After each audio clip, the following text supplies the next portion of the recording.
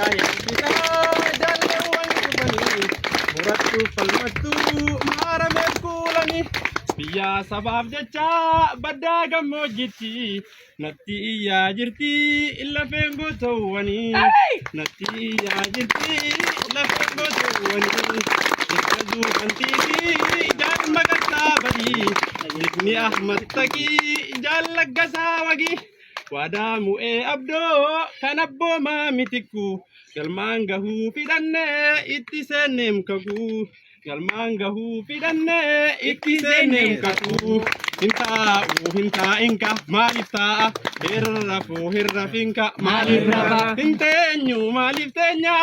osoo hin baasin gumaa qabsaa'ota keenya hinteenyu maaliif teenya osoo hin baasin gumaa qabsaa'ota keenya hinteenyu maaliif teenya dafii ummaan machoofte ufiin gatii hinteenyu maaliif teenya hinteenyu maaliif teenya dafii ummaan machoofte ufiin gatiin falli qawwee qofa Oromoon irraanfatin hinteenyu maaliif teenya qabsoo karaa nagayaatiin bilisoomnaan nu maaliif teenya ni abjuu Oromoo koo magoyyoomna hinteenyu maaliif teenya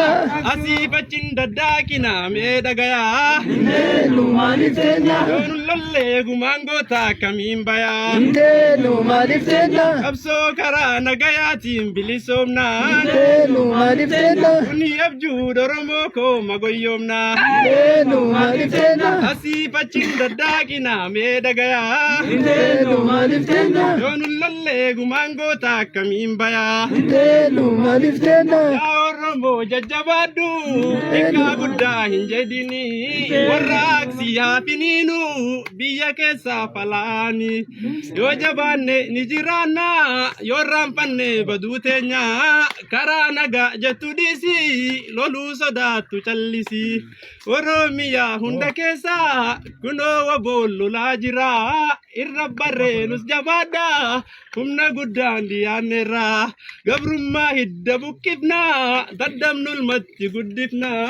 kan jedhe goota Oromooti ilmaan santuu nuyi beeki kan jedhe waaqoo guutuuti ilmaan sun naaf si'i beeki galatoma ulfaadha. Amile amile amile.